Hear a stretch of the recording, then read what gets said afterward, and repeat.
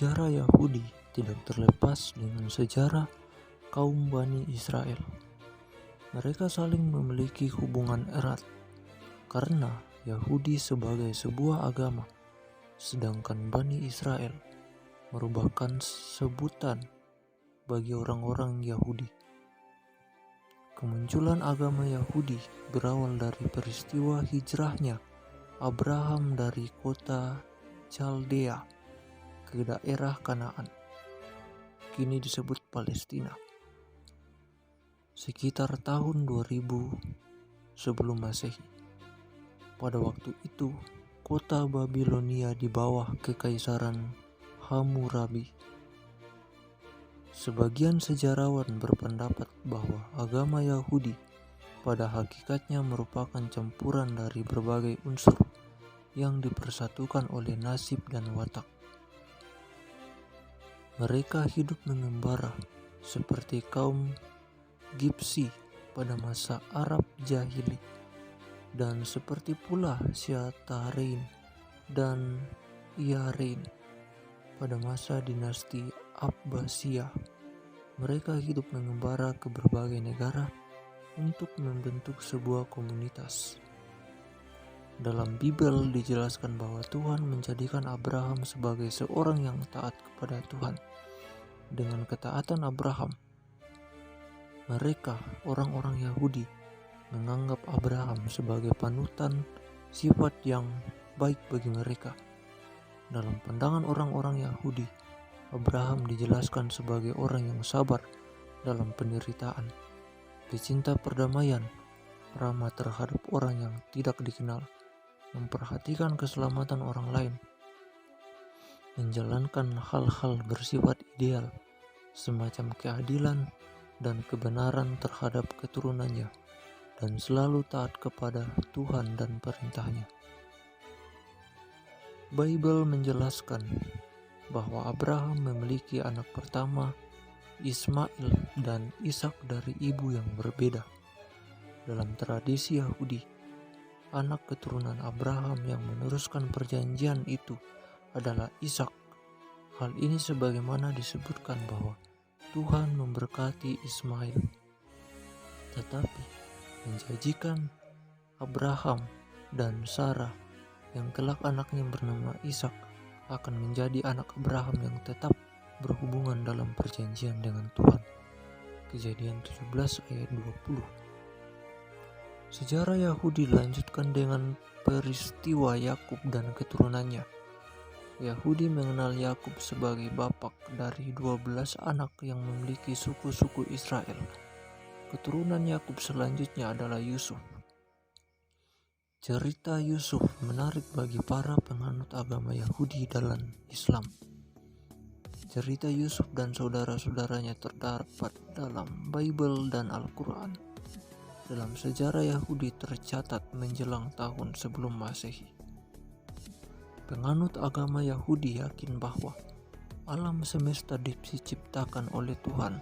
Dalam sejarahnya, hanya bangsa Yahudi yang mengakui keesahan Tuhan yang sejati. Mereka percaya bahwa tak ada penduduk lain di bumi yang menyatakan kebenaran keesaan Tuhan dan tetap loyal kepada kebenaran itu. Sehingga mereka menganggap bahwa Bible memerintahkan kepada hampir seluruh Israel secara eksklusif, karena tidak ada penduduk atau penganut lain yang bisa memahami dan meresponnya secara efektif. Dengan pemahaman ini, penganut agama Yahudi dan penduduk Israel percaya bahwa Tuhan telah mengatur Israel menjadi penduduk yang berharga milik Tuhan. Mereka percaya bahwa Israel menjadi terpilih oleh Tuhan atas sebuah perjanjian antara Abraham dan keturunannya dengan Tuhan, dan diberi Taurat atau ajaran kepada Musa. Sehingga penduduk Israel mesti menjadi orang-orang pilihan yang tetap loyal kepada Tuhan, kepada perintahnya, meskipun mereka menganggap banyak godaan yang dilambangkan dengan berbagai peradaban manusia di sekelilingnya.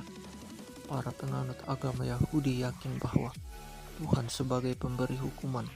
Mereka percaya bahwa Tuhan telah memberi ajaran kepada penganut agama Yahudi berupa aturan-aturan perilaku spiritual, sosial, moral, dan sebagainya.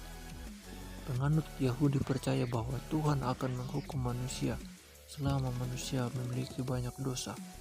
Tetapi Tuhan adalah Maha Pengasih dan pemaaf bagi manusia yang memiliki kelemahan. Pemahaman ini dapat disebutkan rasional karena berkaitan dengan sebab dan akibat.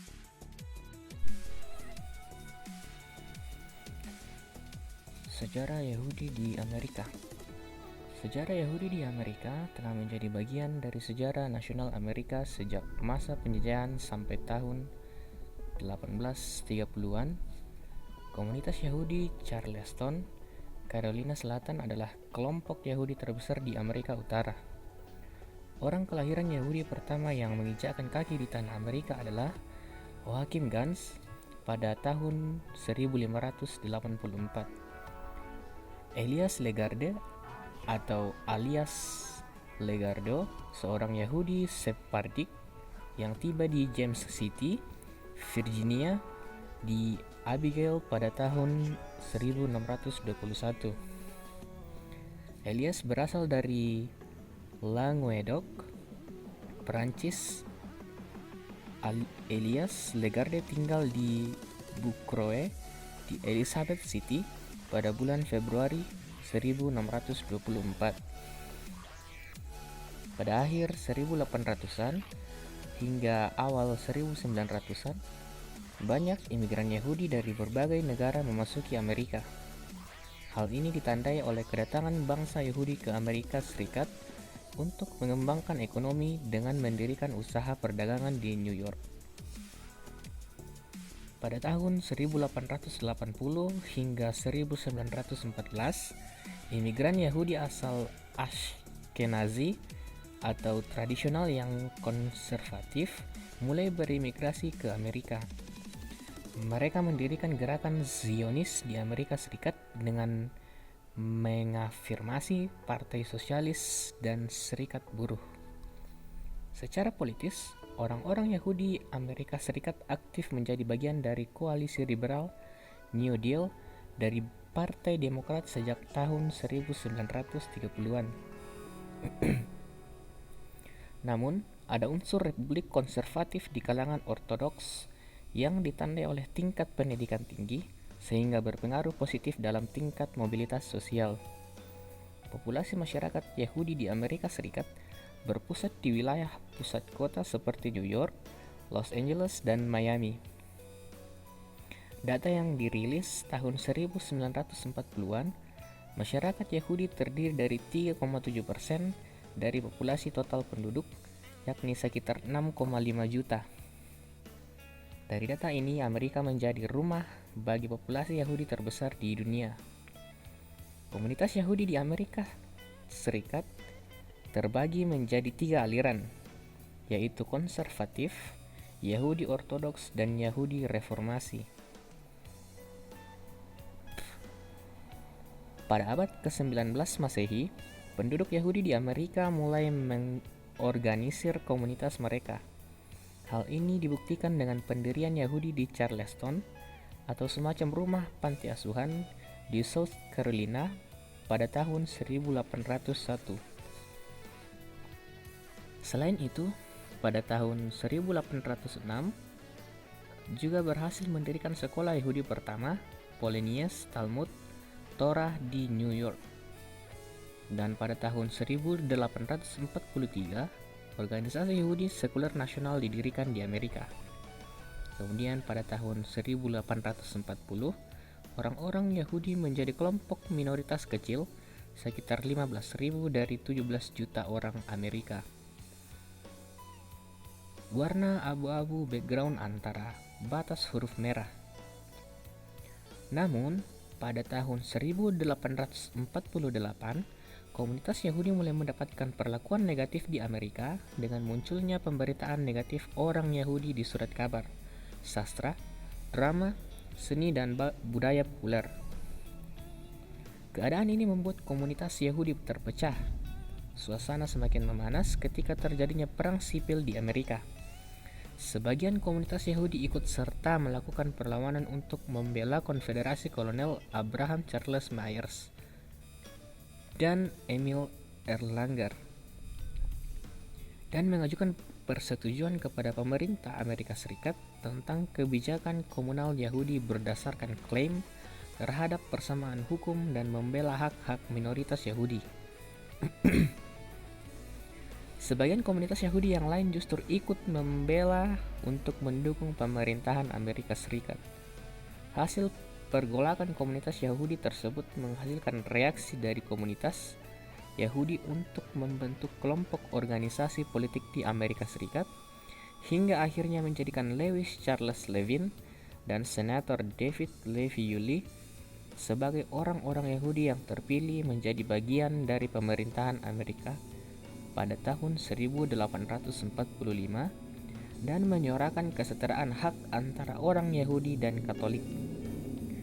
Melalui aksi-aksi tuntutan kesamaan hak yang dilakukan oleh orang-orang Yahudi tersebut, menghasilkan respons positif dari pemerintah Amerika Serikat yang dipimpin oleh Grant pada waktu itu.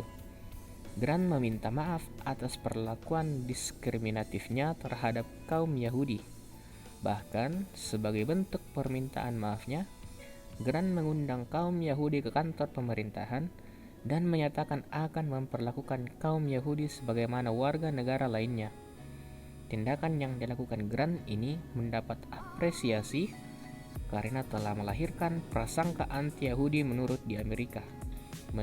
di Amerika. Dan sejak itu, menurut Eisenberg, Kahn, dan Toll, Yahudi semakin menampakkan dirinya di Amerika, bahkan mereka mendirikan Jemaat Reformasi. Pasca berdirinya Jemaat Reformasi, Jacob Schiff sebagai pimpinan komunitas Yahudi Amerika berperan mendukung adanya kaum Yahudi di Amerika Serikat. Sebagai seorang pemimpin yang kaya raya di Amerika Serikat, Schiff berperan sangat signifikan. Terbukti saat pemerintah Amerika membatasi imigran Yahudi di Amerika, Schiff justru terus mendukung bertambahnya imigran Yahudi di Amerika. Bahkan Schiff mendukung teologi konservatif Yahudi Amerika. Dengan mengambil sikap dari dukungan modifikasi Zionisme, sehingga Yahudi dapat hidup di Amerika dan dapat bertahan lama. Pada abad ke-20, orang-orang Yahudi di Amerika mulai menduduki kalangan masyarakat kelas menengah. Tingkat ekonomi mereka semakin terus meningkat menjelang akhir abad ke-20.